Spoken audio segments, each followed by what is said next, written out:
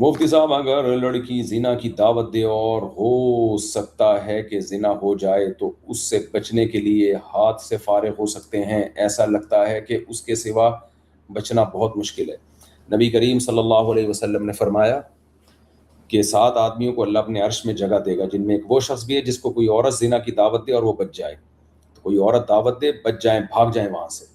باقی بعض لوگ ایسا کرتے ہیں، ایسے میرے پاس سامنے ایسے کیسز آئے ہیں کہ بیرون ملک گئے، انگریزوں کے ملک میں، وہاں کسی گوری نے زنا کی دعوت دی تو کہتے ہیں ہم پر اتنی زیادہ شہوت سوار ہو گئی کہ ہم وہاں سے بھاگ گئے اور ہاتھ سے اپنے آپ کو فارغ کیا تاکہ وہ جذبات ٹھنڈے ہو جائیں۔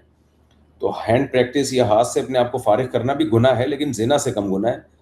تو اور اس موقع پہ کوئی اگر زنا سے بچنے کے لیے اپنے آپ کو ہاتھ سے فارغ کر لے، خاص اس موقع پر، تو اللہ کی رحمت سے انشاءاللہ امید کی جا سکتی ہے کہ اس کو گناہ نہیں ملے گا، کیونکہ اگر وہ یہ نہ کرتا تو اس بات کا بہت خطرہ ہوتا ہے کہ وہ زنا میں نہ پڑ جائے۔ تو اللہ سے امید کی جا سکتی ہے۔ بہرحال اللہ آپ کو استقامت دے اور زنا سے بچنے کی اللہ آپ کو توفیق دے۔